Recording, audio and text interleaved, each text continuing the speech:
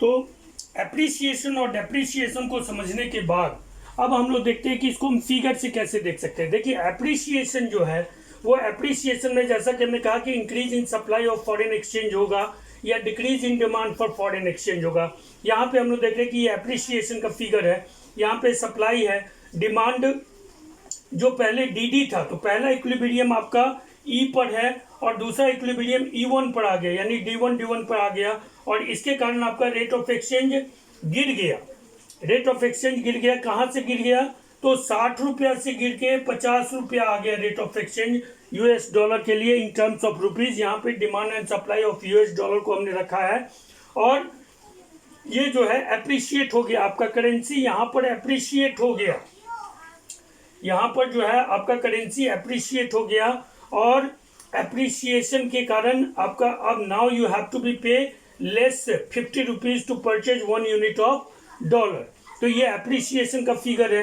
देखिए फिगर बनाना इसलिए ज़्यादा जरूरी है कि अगर ये क्वेश्चन 5 मार्क्स में आते हैं या मोर देन 3 मार्क्स आते हैं तो you must have to draw a graph to clarify the all situation. देखिए ग्राफ जो है एक ओवरऑल अंडरस्टैंडिंग बनाती है और इसलिए ग्राफ ज़्यादा जरूरी है। यहाँ पर आपका गिर गया, फिर यहाँ पे आप इसको क्लियरफाई कर देंगे कि what exact meaning of appreciation. जहाँ पर आप OR जो कि 1 यूएस डॉलर के लिए आप 60 रुपीज़ दे रहे थे OR पे, अब OR1 पे 1 यूएस डॉलर के लिए आप 50 रुपीज़ दे रहे हैं। तो यहाँ पे आपका जो है जब आपका डिमांड गिरा, किसका गिरा डिमांड?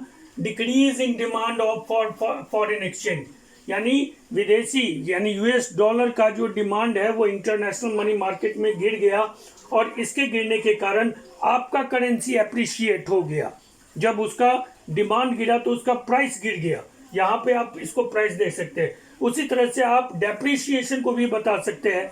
डेप्रिसिएशन में ठीक इसका उल्टा पोजीशन होता है। यहाँ पे increase in demand for foreign exchange के द्वारा हम डेप्रिसिएशन को दिखा रहे हैं कि जब इक्विलिब्रियम सिचुएशन में आपका जो इक्विलिब्रियम ये था डी के साथ एस का डिमांड और एस का इक्विलिब्रियम सिचुएशन था, और रेट ऑफ एक्सचेंज जो था आपका 60 रुपीज था, 60 रुपया था 1 यूएस डॉलर के लिए। इसके बाद यूएस डॉलर का डिमांड बढ़ गया, यूएस डॉलर का डिमांड डी से D1 हो गया, और जब यूएस डॉलर का डिमांड डी से D1 हो गया तो यानी उसका मांग बढ़ गया। जब किसी उसकी मांग बढ़ जाएगी तो उसका कीमत यानी एक्सचेंज रेट बढ़ गया, और ये एक्सचेंज रेट R से बढ़कर के R1 हो गया, यानी कितना हो गया? 60 से बढ़कर के 70 रुपया हो गया।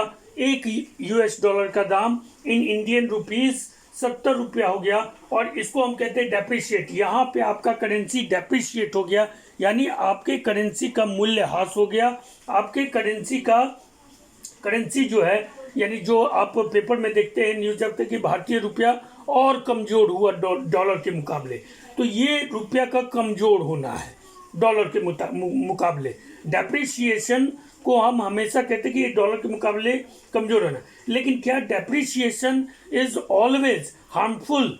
क्या ये देखने में तो लगता है कि हमको घाटा हो गया, यहाँ पे हम डेप्रिशिएट कर गए, हमारा रुपया कमजोर हो गया, लेकिन डेवलपिंग इकोनॉमी के लिए डेप्रिसिएशन सदैव घाटा का सौदा नहीं होता है। इसलिए क्योंकि डेवलपिंग इकोनॉमी को ज़रूरत होती है अपने इंडस्ट्रियल प्रोडक्शन को बढ़ाकर ज़्यादा से ज़्यादा एक्सपोर्ट करके फॉरेन करेंसी को एक्वायर करके फॉरेक्स बढ़ाने का, फॉरेन एक्सचेंज रिजर्व बढ़ाने का, क्योंकि foreign exchange reserve define as a haemoglobin for economic health.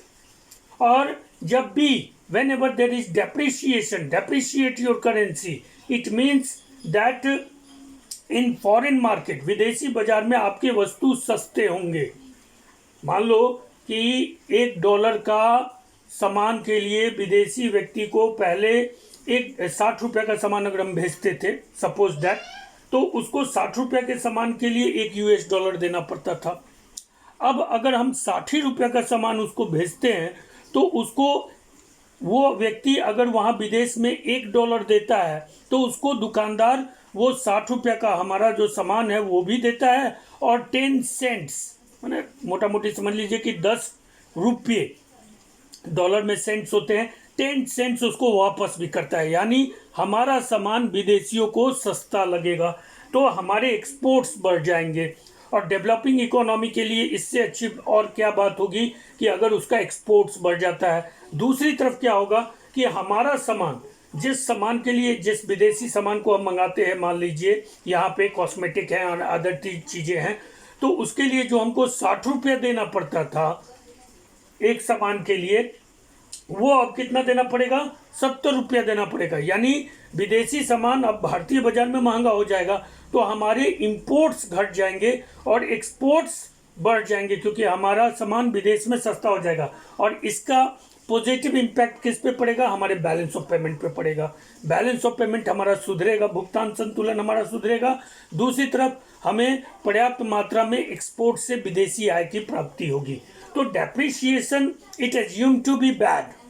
First of all जब हम देखते हैं तो डेप्रिसिएशन हमको अच्छा नहीं लगता कि हमारा करेंसी कमज़ोर हो रहा है या, लेकिन हाँ ये एक बात है कि क्या हमेशा depreciation is good for economic health? No, it can't be say. देखिए डेप्रिसिएशन कुछ मायने में थोड़ा बहुत अच्छा होता है, लेकिन अगर सदैव आपका डेप्रिशिएट आप कर रहे हैं तो यानी आपके रुपीज़ की कन्वर्टिबिलिटी, जो परिवर्तनीयता है, आपके रुपीज़ पर जो फेथ है लोगों का इंटरनेशनल मार्केट में, जो आपके रुपीज़ का स्टैंड है, वो कमज़ोर होगा, क्योंकि आप लगातार डेप्रिशिएट कर रहे हैं। और इससे ओवरऑल आपका जो फॉरेन डायरेक्ट इन्वेस्टमेंट है, आपकी जो रेटिंग है इंटरनेशनल मार्केट में, वो खराब होगी। इसलिए डेप्रिसिएशन थोड़ा बहुत मामले में, थोड़ी बहुत डेप्रिसिएशन आपको फ़ायदा पहुंचा सकती है। लेकिन अगर डेप्रिसिएशन लगातार हो रहा है, कंटिन्यूस हो रहा है, जैसे कि अभी आपका ये मोदी 2 सरकार में हम बात कर रहे हैं, मोदी 2 सरकार जब से आई है तब से आपका करेंसी लगातार डेप्रिशिएट कर रहा है। ठीक है, कहाँ 58 रुपया 59 रुपया से आज 70 72 और 73 रुपया तक चला गया। तो ये अच्छी बात नहीं है। इतना ज़्यादा डेप्रिशिएशन आपके इकोनॉमी को बहुत तरह से नुकसान पहुंचाती है, क्योंकि ये आपके यहाँ इन्वेस्टमेंट को डैमेज करती है, फॉरेन डायरेक्ट इन्वेस्टमेंट को डैमेज करती है, और आपकी रेटिंग्स को ख़राब करती है। ऑल ओवर द वर्ल्ड जो कैपिटल मोबिलाइजेशन है, आपके यहाँ inflow of international capital movement है नेशन में, वो उस पर बुरा प्रभाव पड़ता है। आपके यहाँ कैपिटल मोबिलाइजेशन कम होते हैं, foreign direct investment, portfolio investment कम होते हैं, और इसका खामियाजा देश की अर्थव्यवस्था को भुगतना पड़ता है। इसको जरा अगर फिगर से हम देखें तो यहाँ पे आप देख रहे हैं कि अगर डिमांड बढ़ जाए, जैसे यहाँ पे डिमांड घटने से एप्रिसिएशन हुआ, यहाँ पर अगर इक्विलिब्रियम फॉर एक्सचेंज रेट पर अगर डिमांड बढ़ गया तो ये डेप्रिसिएशन हो गया। तो ये एप्रिसिएशन और डेप्रिसिएशन को बढ़िया से समझ लेना है। इस पे क्वेश्चन आएगा तो आराम से बना देना है, और हमको तो लग रहा है कि इस बार के बोर्ड एग्जाम में ये क्वेश्चन जरूर से आएगा, इसलिए आप लोग इसकी बेहतर तैयारी कर लेंगे। अब एप्रिसिएशन और डेप्रिसिएशन के बाद ऐसे ही 2 चीज़ और होती हैं जो सरकार अपने से करती है। इसमें इंटरनेशनल मार्केट का कोई रोल नहीं होता है, बल्कि सरकार खुद ब खुद करती है, और जो कमोबेश ऐसा ही होता है। उसका सबसे पहला है डिवैल्यूएशन। डिवैल्यूएशन का मतलब होता है अवमूल्यन। अवमूल्यन, अवमूल्यन क्या है? और दूसरा होता है ओवर वैल्यूएशन। तो अवमूल्यन क्या है कि अवमूल्यन किसके जैसा है? अवमूल्यन है डेप्रिसिएशन के जैसा। ठीक है, डेप्रिसिएशन में हम जानबूझ के अपने रुपीस को कमज़ोर नहीं करते हैं, बल्कि वो इंटरनेशनल कैपिटल और मूवमेंट और फ्लक्चुएशन के कारण होते हैं, इंटरनेशनल फ्री मार्केट फोर्सेस के कारण डेप्रिसिएशन होता है। लेकिन डिवैल्यूएशन में क्या होता है कि हम जानबूझकर अपने करेंसी का वैल्यू गिराते हैं इन टर्म्स ऑफ फॉरेन करेंसी। जैसा कि हम लोग जानते हैं कि 1991 में जब ग्लोबलाइजेशन को अडॉप्ट किया गया भारतीय अर्थव्यवस्था में, तो जुलाई 1991 में 22 जुलाई और 21 जुलाई और 23 जुलाई को लगातार, 21 जुलाई 1991 और 23 जुलाई 1991 लगातार इन 2 दिनों में भारतीय रुपीस का डिवैल्यूएशन किया गया, जानबूझकर डिवैल्यूएशन किया गया और अपने करेंसी का वैल्यू गिराया गया इन टर्म्स ऑफ फॉरेन करेंसी। देखिए चाइना इस डिवैल्यूएशन को बराबर यूज करता है, चाइना जो है इस डिवैल्यूएशन के पॉलिसी को बराबर यूज करता है। इससे क्या होता है कि जब आप डिवैल्यूएट करते हैं अपने रुपीस को, तो जनरली जैसा कि डेप्रिसिएशन का इम्पैक्ट होता है, आपका करेंसी कमजोर होता है इन टर्म्स ऑफ फॉरेन करेंसी, और आपके सामान विदेश में सस्ते होते हैं। चाइना इसका यूज इसलिए करता है ताकि वो डेवलपिंग कंट्री में अपने सामान को डंप कर सके, अपने प्रोडक्ट्स को डंप कर सके एट अ लोअर प्राइस। तो ये डिवैल्यूएशन जो है, ये चाइनीज इकोनॉमी इसको हथियार के रूप में यूज करते हैं।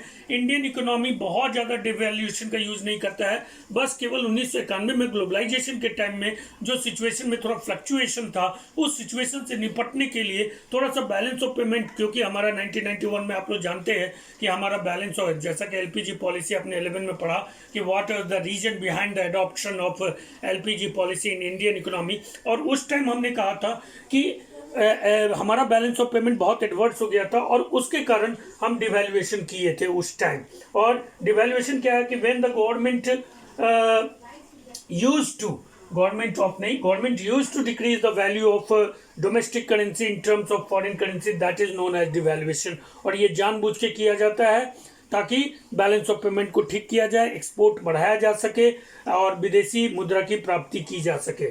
दूसरा है ओवर वैल्यूएशन, ये एप्रिसिएशन जैसा होता है, और इसमें भी सरकार जब जानबूझकर अपने करेंसी का भाव बढ़ा देती है, ठीक है, इन टर्म्स ऑफ फॉरेन करेंसी, तो इसको ओवर वैल्यूएशन कहते हैं, मूल्यवर्धन कहते हैं। और ओवर वैल्यूएशन जो है संयोग से भारतीय अर्थव्यवस्था को अभी तक ऐसा मौका नहीं मिला है कि वो ओवर वैल्यूएट कर सके अपने करेंसी को। हाँ, अमेरिकन इकोनॉमी डॉलर को सम टाइम ओवर वैल्यूएट करते हैं। तो over valuation when government use to increase the value of domestic currency in terms of foreign currency, that is known as over valuation.